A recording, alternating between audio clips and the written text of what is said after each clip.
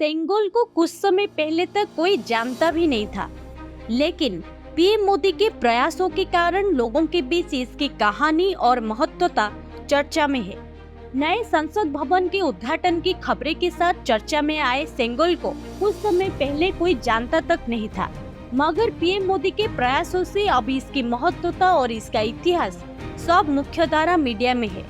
साल 1947 में स्वतंत्रता के समय आखिरी वाइसराय माउंटबेटन ने सत्ता हस्तांतरण के प्रतीक के तौर पर सेंगोल पंडित नेहरू को सौंपा था। इसके बाद इसे इलाहाबाद संग्रहालय में नेहरू को तोहफे में मिली स्वर्ण छड़ी बताकर रख दिया गया था। प्रधानमंत्री नरेंद्र मोदी को इसकी सूचना कुछ साल पहले एक वीडियो से लगी। 5 फीट लंबे सेंगोल पर वीडियो बुम्मिडी बंगारू ज्वेलर्स ने बनाई थी। इसके मैनेजिंग डायरेक्टर अमरिंद्रन बुम्मिडी ने कहा कि उन्हें सेंगोल के बारे में खुद भी नहीं पता था। वो तो 2018 में एक मैगजीन में इसका जिक्र देखा और जब खोजा तो 2019 में उन्हें इलाहाबाद के एक म्यूजियम में रखा हुआ पाया गया था। इसके बाद उन्होंने म्यूजियम के अधिकारियों के साथ प्रेस कॉन्फ्रेंस की सोची। हालांकि महामारी के कारण ऐसा नहीं हो पाया और सेंगोल पर एक वीडियो बनाई गई। बाद में ये वीडियो पीएम मोदी के संज्ञान में आई। पीएम कार्यालय ने एक टीम नियुक्त की जिसने बुम्मिडी ग्रुप से संपर्क किया।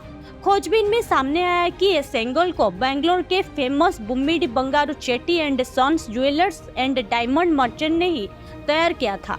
उनके परिवार के पास सेंगोल की एक तस्वीर भी है। इस दौरान ये भी पता चला कि 1947 में सत्ता के हस्तांतरण को दर्शाने के लिए सी राजगोपालचारी के अनुरोध पर तमिलनाडु में तिरुवद्दुथुरई अधिनियम द्वारा राजस्व के 5 फीट लंबा सेंगोल का निर्माण किया गया था। इसे बनाने के लिए बुम्मिडी बंगारू चेट्टी को मिली थी।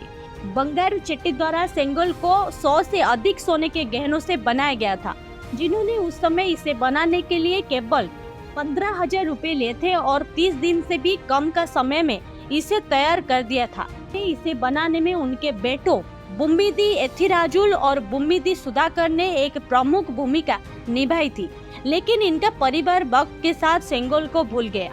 अमरिंद्रन कहते हैं कि उन्हें नहीं पता था कि सेंगोल कैसा दिखता है और उसे कैसे बनाया गया। बुम्मिडी परिवार की माने तो वो खुद उस सेंगोल को भुला चुके थे। ये भी नहीं पता था सेंगोल लंबे समय से कहाँ था। सेंगोल सत्ता के हस्तांतरण का प्रतीक है। इसकी प्रथा तमिलनाडु में शासन करने वाले चोल पांड्या पल्लव राजवंशों के समय से है। उन्होंने सेंगोल को नेहरू की स्वर्ण छड़ी बताने पर कहा कि हाँ, मैंने म्यूजियम में रखे सेंगोल की कुछ तस्वीरें देखी, गलती हुई है। वहीं इंडिया टुडे से बातचीत में बुम्मिदी एथिराजुल के बेटे उजय बुम्मिदी ने बताया, वो कहते हैं कि उन्हें नहीं पता था सेंगोल लंबे समय से कहाँ था। अगर आज ये दोबारा मिला तो इसके लिए मीडिया और पीएम मोदी का आभार। पीएम मोदी ने हमें ढूंढकर इसके बारे में पूछा और हमारी स्मृतियों को जिंदा किया। वैसे ये सेंगोल कहीं खोया नहीं था, बस यादों से धूमिल हो गया था। कुछ समय पहले उनके मार्केटिंग हेड को ये छड़ी के रूप में इलाहाबाद म्यूजियम में मिला। इसे बॉक्स में रखा गया था और लिखा कि यह स्वर्ण छड़ी नेहरू को तोहफे में मिली थी।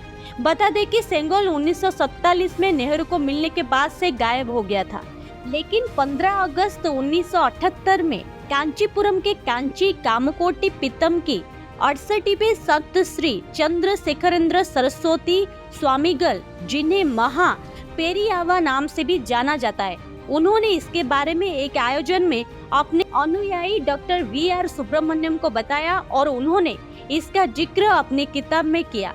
इसके बाद इसी किताब के हवाले से मीडिया में लेख प्रकाशित हुए।